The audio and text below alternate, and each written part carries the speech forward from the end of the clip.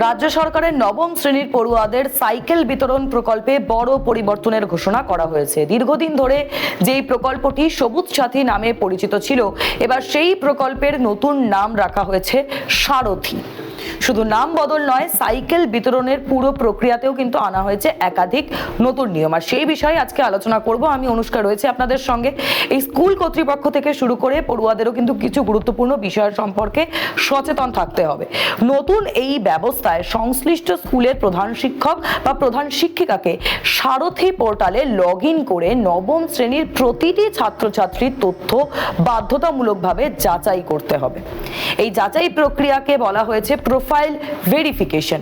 নবান্নের নির্দেশিকা অনুযায়ী শুধুমাত্র পড়ুয়াদের ঠিকানা এবং মোবাইল নম্বর সংশোধনের সুযোগ থাকবে, এবং এই ক্ষেত্রে যদি অন্য কোনো তথ্য ভুল থাকে তাহলে কিন্তু তা নতুন করে এন্ট্রি করতে হবে, এমনটাই কিন্তু জানা যাচ্ছে। প্রতিটি ছাত্র বা ছাত্রী আগে কখনো সরকারি কোনো প্রকল্পের মাধ্যমে সাইকেল পেয়েছে কিনা সেটিও কিন্তু স্কুলকে নিশ্চিত করতে হবে। অর্থাৎ একই পড়ুয়া যাতে একাধিকবার সরকারি সাইকেল না পায় সেই বিষয়ে কিন্তু বিশেষ নজর দেওয়া হচ্ছে।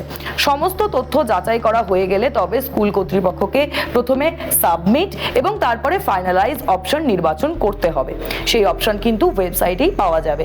আর এখানে সবথেকে সতর্কতার বিষয় হলো যে, কারণ একবার তথ্য যদি ফাইনালাইজ হয়ে যায়, সেটি হয়ে গেলে কিন্তু আর পরিবর্তন করা যাবে না।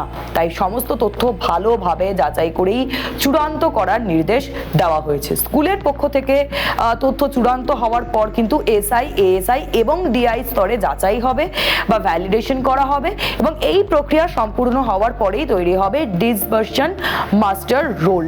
এরপর ব্লক এবং পুরসভার স্তরে সাইকেল বিতরণের জন্য নির্দিষ্ট ডেলিভারি পয়েন্ট ঠিক করা হবে। অর্থাৎ এরপর পুরো প্রক্রিয়াটি ধাপে ধাপে ডিজিটাল পদ্ধতিতে সম্পন্ন করার উপর জোর দিচ্ছে রাজ্য সরকার।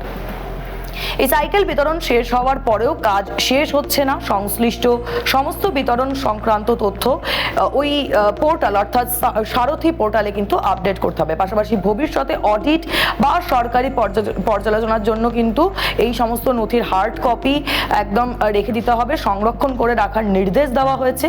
এবং এইখানে যেটা আসে যে এই পরিবর্তনের উদ্দেশ্যটা ঠিক কি, দেখুন, সরকারি সূত্রের ইঙ্গিত যে পুরো প্রক্রিয়াকে আরো স্বচ্ছ, নির্ভুল এবং ডিজিটাল করার লক্ষ্যে কিন্তু এই ব্যবস্থা চালু করা হয়েছে। এবং ভোটের আগে আমরা বিভিন্ন স্কুলে গিয়ে যখন দেখেছি, সেখানে দেখা গিয়েছিল যে স্কুলে কিন্তু সাইকেল জমে জমে ঢিবি হয়ে রয়েছে। এই ধরনের ছবি আমরা দেখতে পেয়েছি। এবং প্রকৃত উপভোক্তাদের কাছে যাতে করে সাইকেলটা পৌঁছানো যায়, এটা নিশ্চিত করার চেষ্টা কিন্তু এই সরকার করছে। সবুজ সাথী থেকে সারথী নাম পরিবর্তনের পাশাপাশি সাইকেল বিতরণের প্রক্রিয়াতেও কিন্তু শুরু হয়েছে নতুন অধ্যায়। ইতিমধ্যেই এই নতুন গাইডলাইন যেটা আপনাদের সঙ্গে শেয়ার করলাম, সেটা জেলায় জেলায় পাঠানো শুরু হয়ে গিয়েছে। আগামী দিনে এই নতুন ব্যবস্থা এটি কিভাবে বাস্তবায়িত করা হয় এবং কত দ্রুত পড়ুয়াদের হাতে সাইকেল পৌঁছয়, এখন কিন্তু সেদিকেই আমাদের নজর থাকবে।